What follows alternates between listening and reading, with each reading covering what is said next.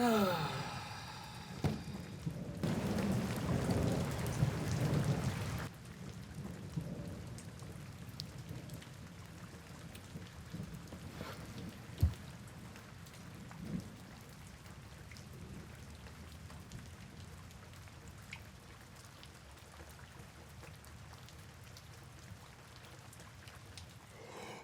clear night. This means we need something fast.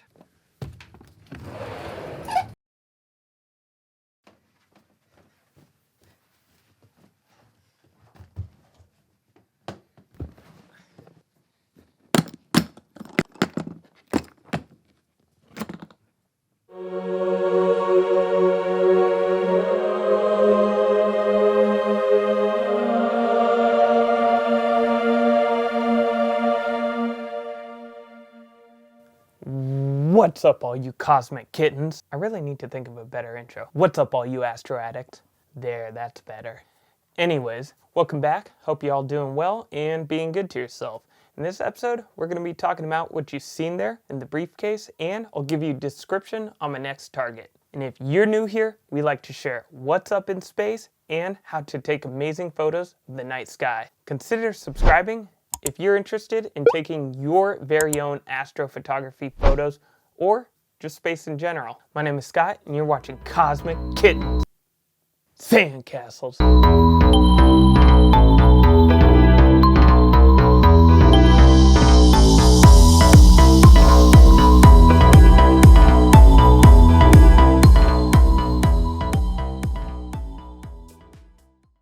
Okay, so we only have a small window to image the Orion Nebula, so that's why we're busting out the Hyperstar. What the Hyperstar essentially is a lens corrector that has multiple lenses, and it replaces your secondary mirror on your Schmidt Cassegrain telescope. This allows for extremely fast imaging for your astro camera. Hyperstar provides the easiest and fastest means of getting deep sky images. It brings my f10 2350mm C9.25 down to an f2.2 525mm, making the system 25 times faster. That means 25 times shorter exposures. Definitely a plus if you don't have much time.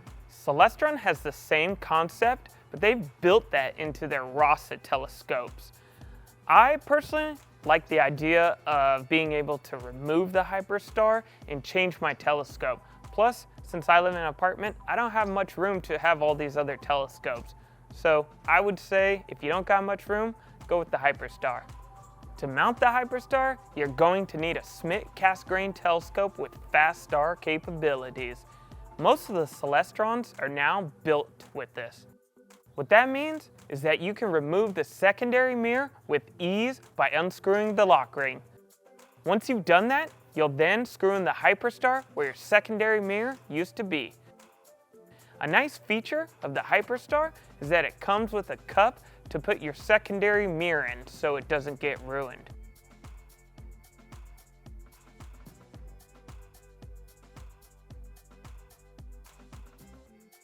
After you've mounted your Hyperstar, go ahead and add your CCD camera.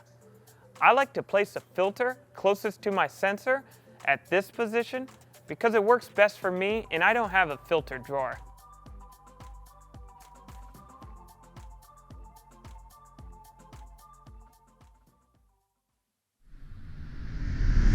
So, for this video, our target is going to be the Orion's Nebula, also known as M42. I think I see it coming up right about now, right over the buildings up here.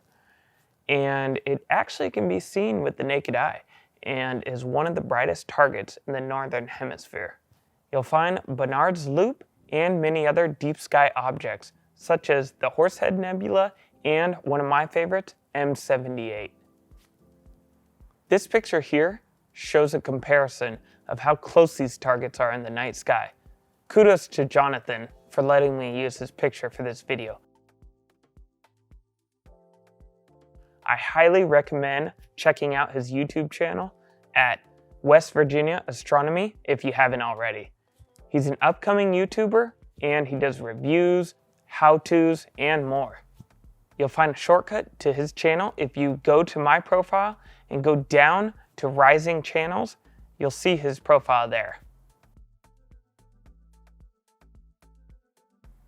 Orion's nebula is part of a much bigger nebula group called the Orion Molecular Cloud Complex that houses bright nebula, dark clouds, and the Orion constellation.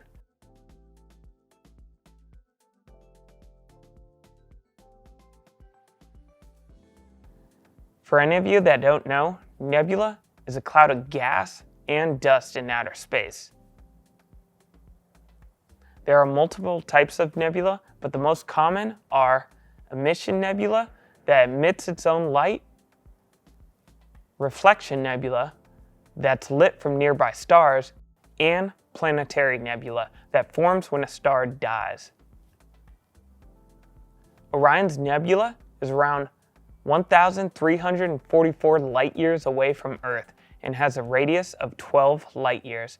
It can be compared to the size of the full moon from our perspective. If any of you have any facts or anything that you want to share about Orion's nebula, comment below. I'd really love to hear it, and we're always learning, so if I get something wrong, correct me. With all that being said, let's get right into it.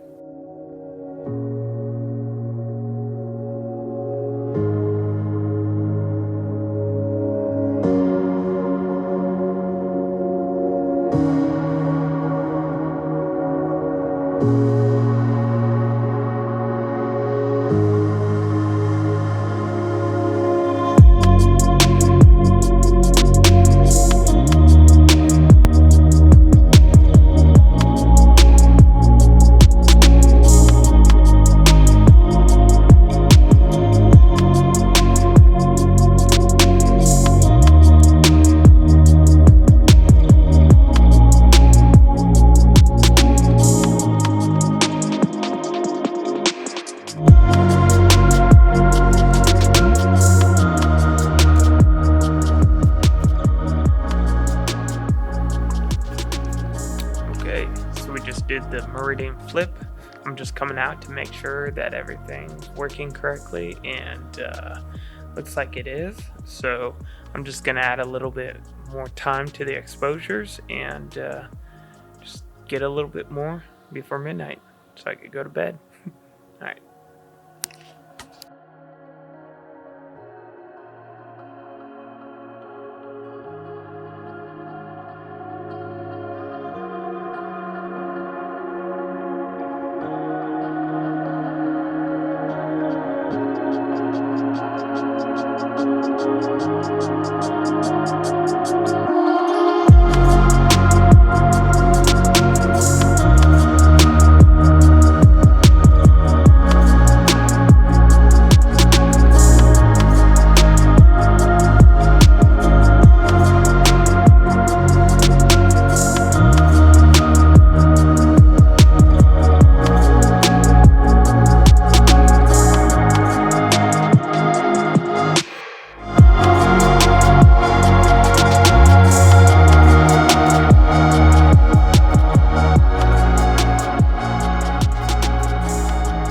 Thanks everyone for watching this episode, and it really means a lot to get some feedback or just what you like or don't like about the video.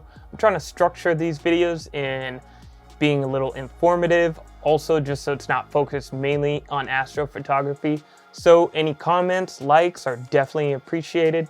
Other than that, yeah, thanks for watching, and clear skies.